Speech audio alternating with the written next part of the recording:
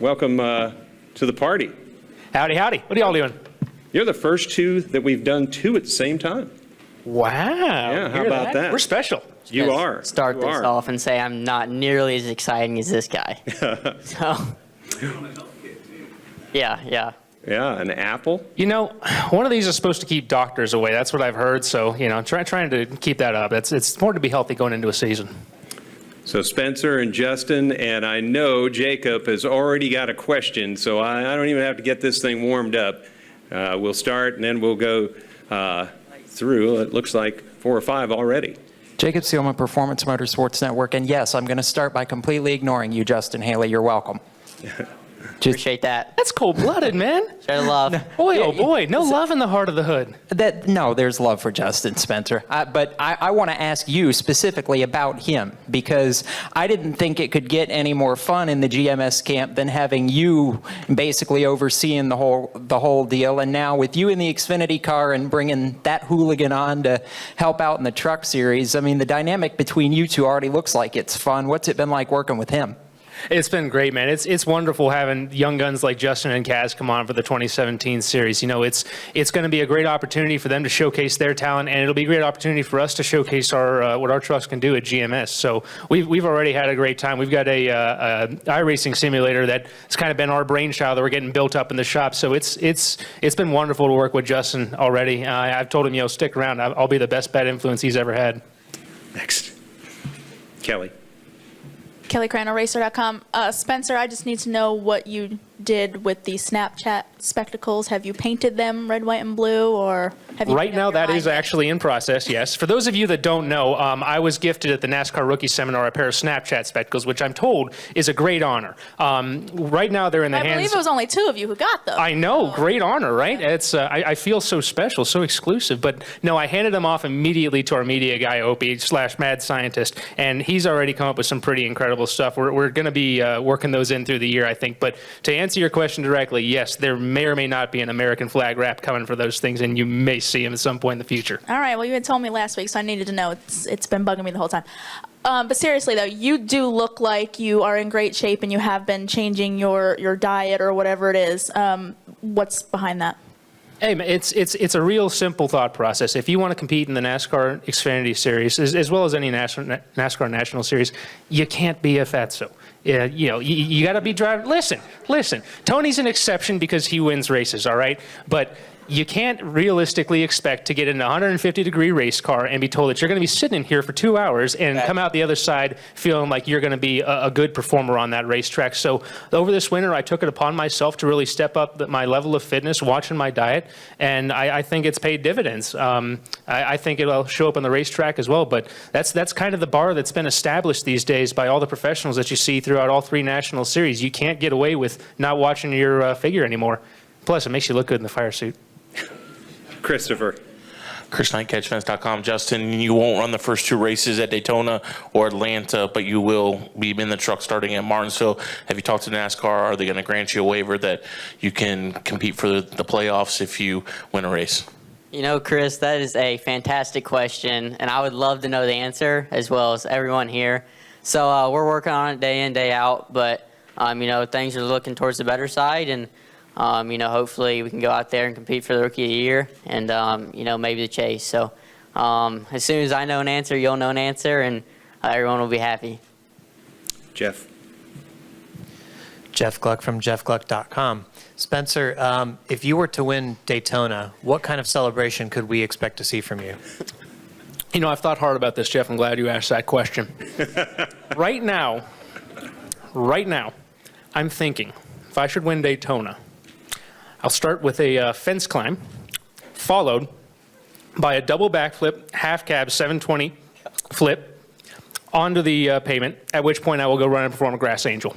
That's my plan for now. So whenever I win Daytona, which will be soon here, about a month now, y'all watch out. It's going to be pretty incredible. I like the fence climb. That's aggressive. Yeah. Hey, good. One of my idols really and truly always has been Tony, and that was his thing for a good long while. So that's something I've always thought, when I give myself a checkered flag, that's where I'd like to start. Wow. McFadden.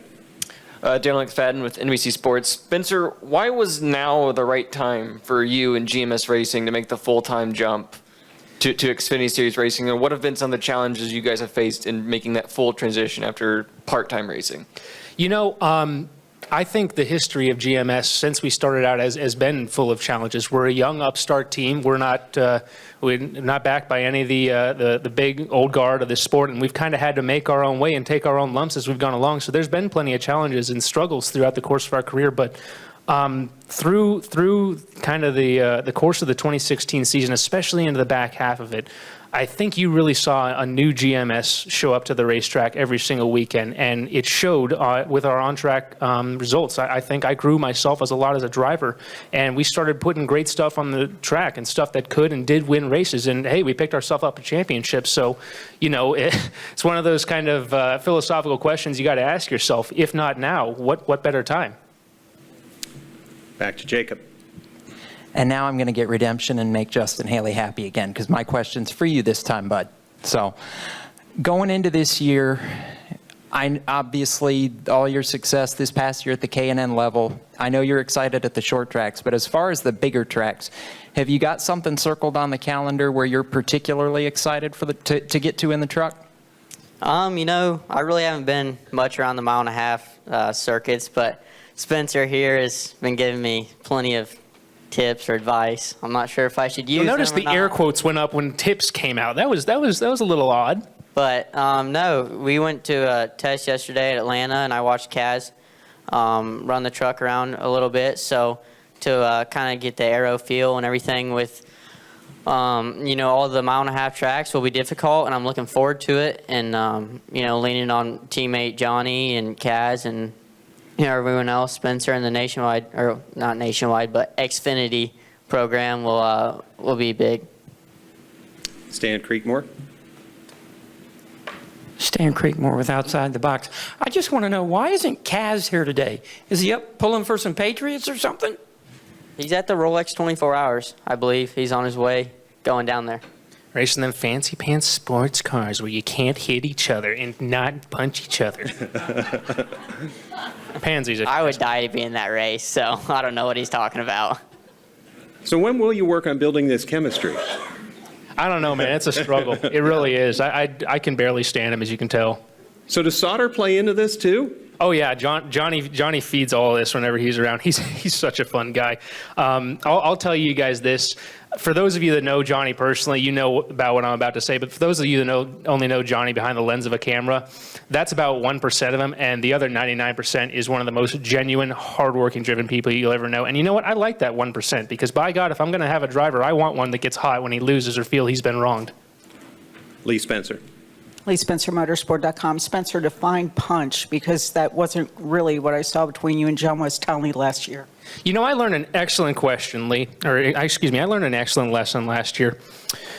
Someone comes to you, put them on the ground, because they're going to find you all the same. Pacifism got me nowhere, so hey, I'm not that dumb. I learned my lesson. Time out. Why do you think he's been going to the gym so much? See? There you Look go. at him. Wolfgang. Hi, Wolfgang. Yeah, I'm from Germany. I noticed. Oh, thank you. That will make quotes. Going from trucks to Xfinity, is there a big difference driving style? You have to relearn everything, or is there anything what you learn to trucks and well, that is to my advantage in Xfinity?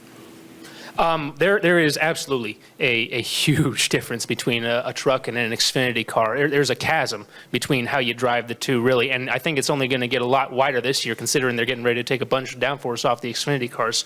A truck is, from my experience, generally one of the easiest vehicles you will ever drive alone around an intermediate track, and they absolutely lose their minds in traffic, and thus the challenge on them. It's very aero-driven racing, and I think it's one of the most fun kinds of racing I've ever been a part of. An Xfinity car, on the other hand, is an interesting beast because I feel it gives you a lot of tools back as a driver because it's not nearly so stuck as a truck. You have to spend time out of the throttle. You have to get all the way out of the gas to be able to make it around that corner, and that sounds like a silly thing to say, but really and truly, as a driver, that puts tools back in your hands because, you know, in a truck, truck, if you get loose, the first thing they tell you, don't you dare come all the way out of that gas, because you'll unlock the locker and spin yourself out. But in an Xfinity car, you're working your steering wheel a lot more, you're working your gas and brake a lot more, and that provides a lot more opportunity for you as a driver to showcase your talent and make a difference in how your car's handling. Spencer, Justin, thank you for joining us.